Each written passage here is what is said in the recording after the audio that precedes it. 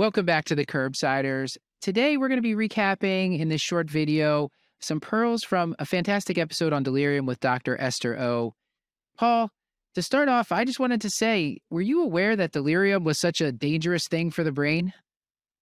I did not know that. And I wish you'd tell me more about that. I think it's upsetting in the moment, but I don't think I realized the consequences of it, which I think we spent some time talking about.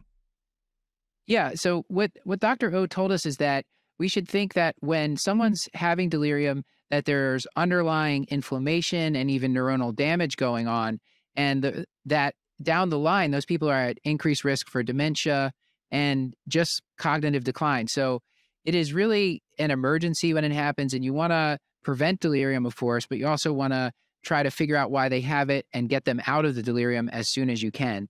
And that was just, I would say, terrifying to me, Paul, because Yep. I didn't realize that. I thought it was like, oh, if someone has delirium, they get better and they're just back to normal. Right. But no, it's, the longer it goes on, the more severe it is, the more trouble their brain is in. And that's just, that's a big problem. So Yeah. how do we prevent it?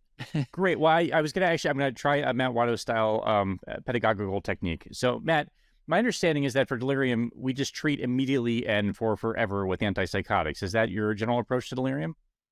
Oh yeah, Paul. I love this point. That is because that is wrong. Here's what typically happens in the hospital. Someone has some behavior that's maybe unpleasant. They get put on antipsychotics, and then it just gets continued. And then months and months later, they're out of the hospital, but they're still on the antipsychotic. So we definitely want to avoid that from happening because what she told us, Dr. Rose said that antipsychotics, there's no evidence in randomized trials that they prevent delirium or treat delirium once someone has it. The time for them is really when someone becomes a danger to themselves or others. So there certainly we see that in the hospital, and that's the time you can use it. Just be sure you stop it because they don't. A couple of days of it, she said, probably not a big deal, but we know in the long term it's very bad for people, and we don't want that to be perpetuated down the line. Yeah. I don't know how So now, often Paul. you see in the Oh yeah. ICU someone is treated appropriately with an antipsychotic, but the medication is left on when they're transferred to the floor. And then we talked about sort of your natural tendency is, gosh, if someone's giving this patient antipsychotic, it's probably for a good reason. So I don't want to take that off the list. And then they're discharged. Then it comes to the PCP, and then that thought pattern perpetuates itself. So just do your due diligence when you don't need them anymore. Please take them off the list so that you can sort of avoid polypharmacy and the adverse consequences. Yeah. But 100%.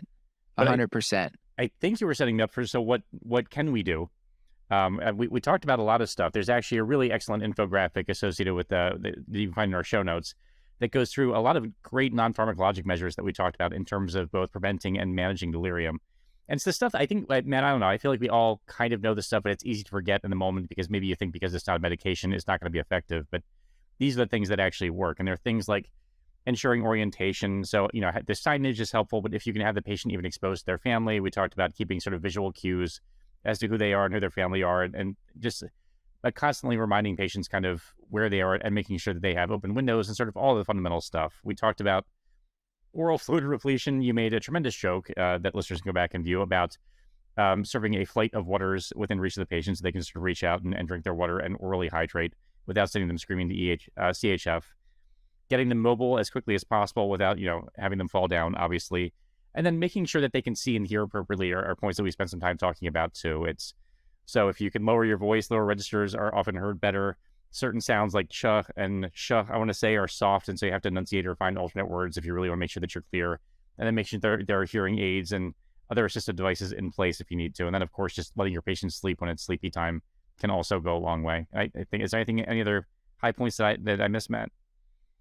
She just made the point that these are easy things to do, as you said, in theory, but they require a culture where these things are done. And if the culture is just slap restraints on someone and pump people full of antipsychotics, then that's what's going to happen. It is really, delirium is everyone's responsibility, and it just requires the doctors, the nurses, everyone has to do their part, the family. So it's a hard problem, and unfortunately, medications are not the answer.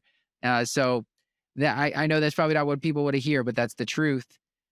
We went through a lot of great stuff on this episode with Dr. O. I recommend people click on the link in the transcript below and check out the full episode because there were so many other great pearls, way too many for us to fully recap here. So with all that, this has been another episode of the Curbsiders, bringing you a little knowledge food for your brain hole. Paul? And one of these days, I'll throw a yummy in there, and then you won't know what to do with this video. All right. Until next time, I've been Dr. Matthew Frank Watto. And I remain Dr. Paul Nelson Williams. Thank you, and goodbye.